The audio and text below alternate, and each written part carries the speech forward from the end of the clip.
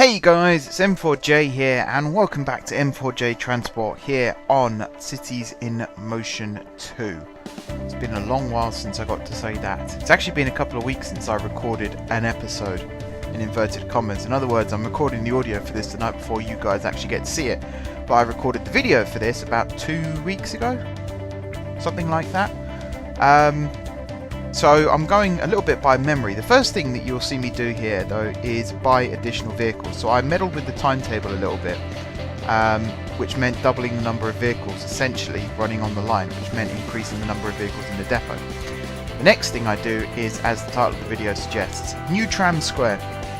Now the original Tram Square I believe was built slightly to the southwest of where we are building this new version. But I actually quite like the idea of using existing kind of parkland as hubs, because you still get the parkland sort of, but you also get like a big fresh area that you can just build in. I have deleted quite a few roads around the hub and rebuilt them to one-way streets to help with traffic flow, but besides that it's pretty much as you'd expect the city streets to be around the hub. So as I said, this is new Tram Square. That is what it will be referred to as. Old Tram Square, as it's now being called, as I said, was a little bit off to the southwest and was an okay-ish design. I believe it was a series of tram lines, two sets of tram lines, an inner line and an outer line, and then trams sort of alternated between the two depending on whether they were stopping or going through. New Tram Square, all trams that come through here will be stopping, and in fact most journeys will start and end at Tram Square. However, this is something that I've actually been thinking about off camera. At the moment, all the hubs are start and end points for the routes. What that means is you end up with a huge cluster of vehicles when sometimes vehicles have to wait for the next allotted time if they're doing more than one loop. If I actually put the start and end stops outside the hub, so just pick a random stop and that's where the line starts and ends, then the queue will be over there, and therefore the traffic in and out of the hub will actually be a lot... Oh, that's my phone, I need to put it on silent. And the traffic will actually be a lot more manageable. And I'm thinking about doing the same thing with Tram Square. So at the moment I have the depot roads, you'll see at the end of the episode actually, the depot roads for the trams connected directly to the hub. Doesn't necessarily mean that that's where journeys will start and end though. As for the buses, well, there are buses and trolleys that will be coming through here, and there will be metros as well, of course. But I think for buses and trolleys especially, I will be building start and end stops outside of Tram Square to help with the traffic flow. Now Tram Square, the design itself is actually inspired by Josh, who's a viewer of mine. If you watch my live streams, you'll know who Josh is. He comes in, he's taking part in the Doomsday Heist with me on Grand Theft Auto at the moment, which you will be able to watch after this goes live, providing everything goes well. So however long this episode is, about 20 minutes I think, you'll be able to watch the first episode of the Doomsday Heist at 10 o'clock Monday, Tuesday, Wednesday, Thursday and Friday, for watershed reasons. I mean, there's technically no watershed on YouTube, but I live in the UK and we have Ofcom and things like that, so I might as well follow their rules even though it doesn't actually apply to me. Anyway, Josh, we talk a lot about Cities in Motion off stream and off camera, and he's been showing me some of the hubs that he's built in his cities, and I said to him at the time, he showed me one particular hub and I just thought, that's new Tram Square, that's exactly how I want it to look. So you can see the way I'm building it here. These underground pathways that you're watching me build now are actually going to be for subsurface tram lines. I don't think they end up looking like how I've built this one. I think this is take 1, and I do go back in a second and do take 2. It is also worth noting at this point that there is plenty about Tram Square that I am not a fan of, and will change if I have the opportunity to over time. I wanted to get this video recorded at the time because I was talking about building a Tram Square again, and I kind of just wanted to get back into the swing of things, because I've built hubs in this series already. I've built these little like satellite bus hubs, and I've built loads of bus stops and things like that. This is the first big hub that's been built in this city and indeed in this new series, so I knew I wasn't going to get it right, even though I wanted to get it right, if that makes sense. So I will be making several passes over this as the series goes on, adding things, taking things away, tweaking things, that kind of thing, until eventually we end up with something I'm happy with. And you can see here I'm doing a massive demolition job again. I'm trying to remember how many roads we end up with. I think it's 8 on the top, and I think it's 4 underneath. I'm trying to remember now. I mean, that sounds right. We'll see in a minute, I suppose. But yeah, the tram square is inspired by Josh. That's what I wanted to say. It's a really, really good hub that he's built in his city. If he doesn't mind me sharing pictures of it, I'll happily do so. All credit goes to him, of course. And his hubs are the inspiration for this new tram square. I'm wondering if I'm going to do something a little bit different with the trams. And I say I'm wondering, I still haven't quite got it sussed in my head yet. It's one of the problems when you've been away for a game for so long.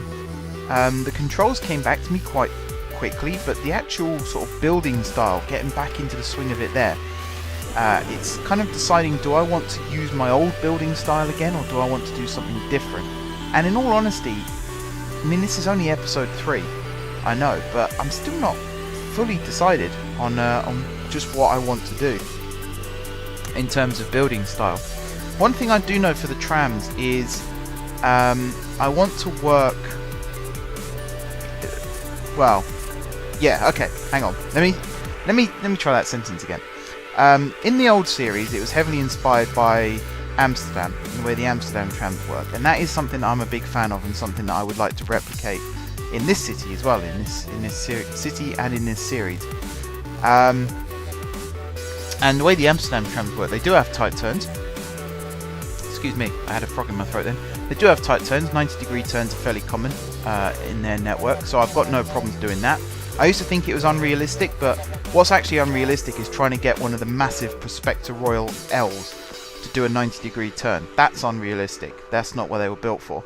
But if you get something like a Louis Qatar or a Railcad S200, I think it is, that's what they're built for.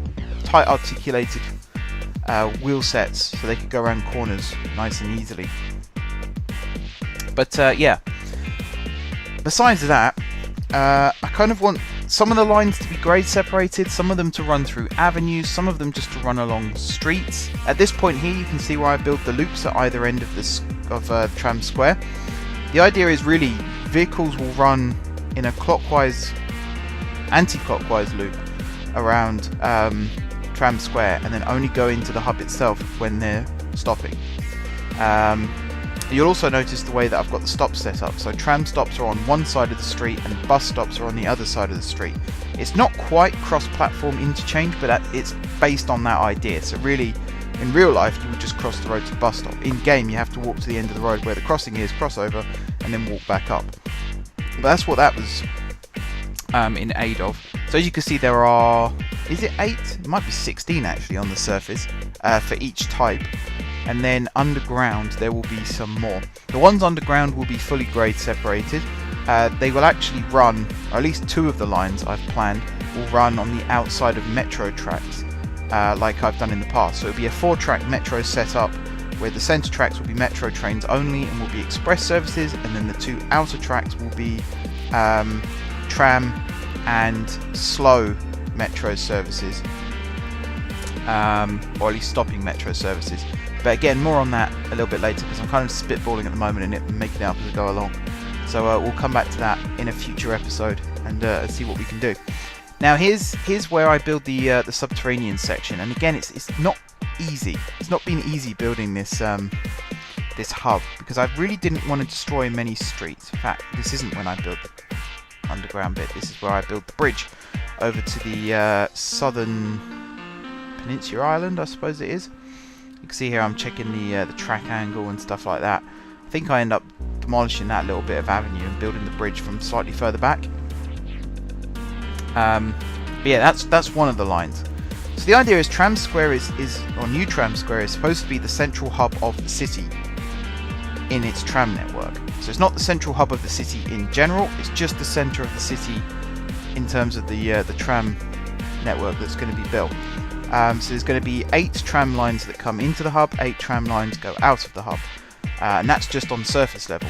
There's going to be sort of one to the northwest corner, one to the northeast corner, one to the west, one to the east, and several to the south. There'll be a lot going to the west as well, because City West hasn't been built yet. City East will probably have 2 tram lines, one from the north, one from the south, and maybe some other variations, but again, not 100% sure on those yet. This is the part where I'm actually starting to build the lines that head off towards the depot. Again, this is stolen, I suppose you could call it, from Josh. I saw one of his designs for getting lines in and out of the depot and really liked it.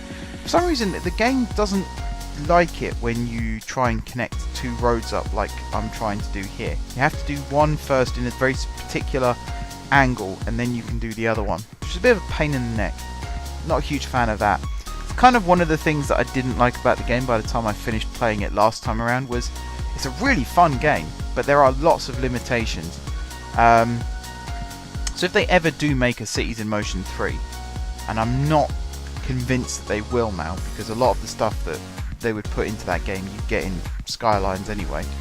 I think all the effort's going into Skylines now. But were they to make a Cities in Motion 3, there's a lot of stuff that I would want them to add to stop this limitation problem that we've got. You'll have to excuse me if I'm losing my words, because I'm trying to fill time whilst time-lapse me dithers with all of this stuff that's going on. And you can see again I built the tracks there in the wrong order.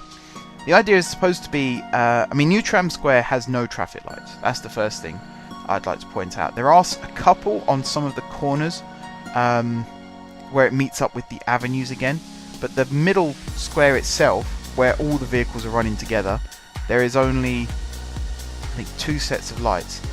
And then once vehicles start going off on their own independent lines, then there are more sets of lights, and it slowly integrates back into the normal city street setup.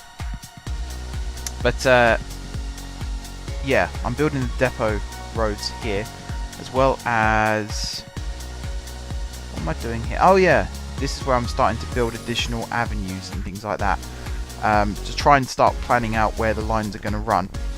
I actually bankrupted myself almost doing this. You'll see me take out a massive loan again in just a second, and then you'll see me spend all of that as well. I spent a lot of money building this new project. And this is the first of the big builds. There's going to be so much more after this still. You wouldn't believe. Yeah, let's talk about something that actually I feel like needs to be mentioned, and that is targets. So when I started this series, I mentioned the fact that I have set myself some targets, and that I wasn't going to disclose what any of those targets were. I'm still not going to disclose what any of those targets were or are, but I will say, at the time of recording this, which is Sunday night, so 24 hours, well, less than 24 hours before you watch it, Episode 1 has 114 views, Episode 2 has 61. Now, I should talk about likes as well, I suppose. Episode 1 has 16 likes, Episode 2 has 6. Now, that is good. Don't get me wrong, I'm not being ungrateful. I'll talk about the Subterranean stuff in just a second as well. I'm not being ungrateful. You know, that's good. The viewership is good. Over 100 is always great. However, the target I set has not been reached. That's what I will say. And Episode 1, it came close. Episode 2, it's fallen quite a long way short. And that's exactly what I was afraid of when I brought this series back. People would get really excited about Episode 1, and they'd watch it, and they might say nice things, and they'll be really positive, and they'll hit the like button.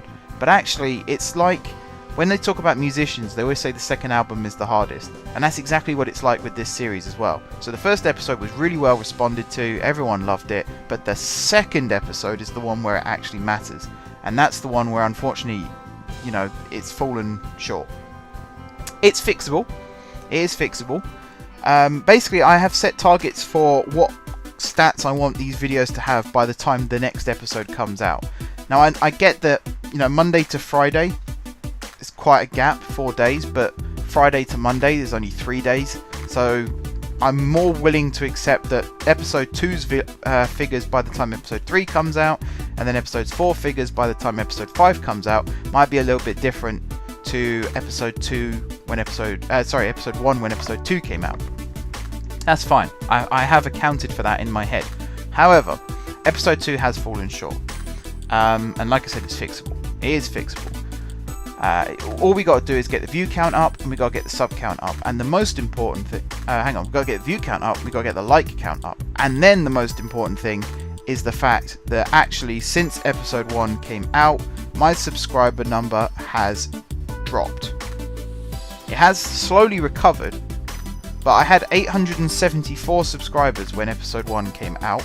By the time episode 2 came out, that had dropped to 870. It has now risen to 875 again, which is great. I'm really pleased about that.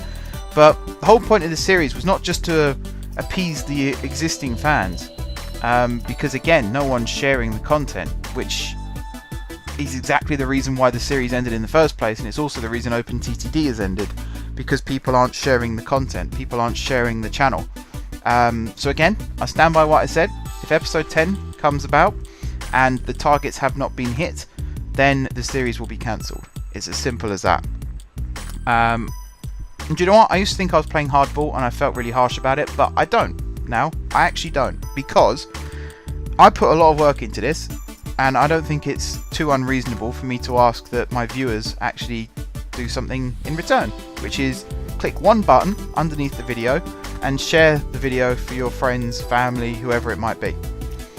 I don't think that's too much to ask, and you know, the majority of the time you guys have been great with that, and I think I got through to those who were being stubborn about it, which is also great. But yeah, hopefully we get the targets up, because I would quite like to continue the series, but I am going to stand by what I said. If it doesn't hit the targets, then it will not continue. Anyway, that's really downer, isn't it? It's really downer subject. I hate saying things like that, but you know, I have to. Simple as that, really. I have to. We'll talk about what's going on screen again at the moment. So again, as I said, a lot of the tram tracks will be grade separated at certain points, particularly in and out of Tram Square. However, once you get out more towards the suburbs, you will start running on avenues again. So here, for example, I was considering running the tram track on like a promenade next to the main avenue, and then I realized that actually what I could do was run the track. In fact, you'll see me do it with this side in a second as well. Run the track from inside the avenue, down under the water, up the other side, and then connect it to the inside of that avenue, and then build the main roads either side of that tunnel. So the tram tracks actually go through the middle of the avenue, even when they're leaving the avenue, and therefore I mean, there are still traffic lights because it technically counts as a junction where there's lots of roads in and lots of roads out, but in terms of vehicle flow, trams should be able to just run straight from the avenue to the tunnel to the avenue without actually having any conflicting movements in front of other vehicles, which is pretty much exactly what I wanted from this.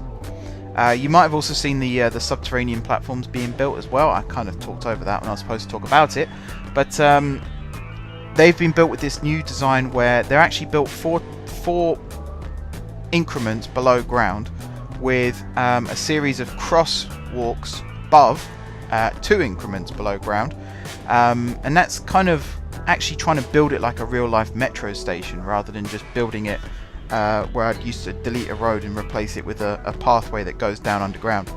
So it's all been planned to look like an actual underground station, not necessarily based on London, but based on San Francisco of all places, because they do actually have trams run underground there, built in metro stations. But that is the end of the episode, guys. Hopefully you like this first big build of the new series. If you do, you know what to do. Hit that like button and share the video. That's the main thing. Share the video. Also, I hope you've enjoyed the music. I started bringing it back in OpenTTD, but we've gone for the old school original music that I used to have on the Cities in Motion series as well. So we've gone all nostalgia. Apart from that then, guys, that is it for this episode. Thank you very much for watching. Don't forget to leave a like if you enjoyed the video, and of course if you're enjoying the series, drop some comments down below with ideas for future episodes. If you haven't already subscribed to the channel, be sure to click the subscribe button. If you have already subscribed to the channel, thank you guys for your continued support. And until next time, I will see you soon.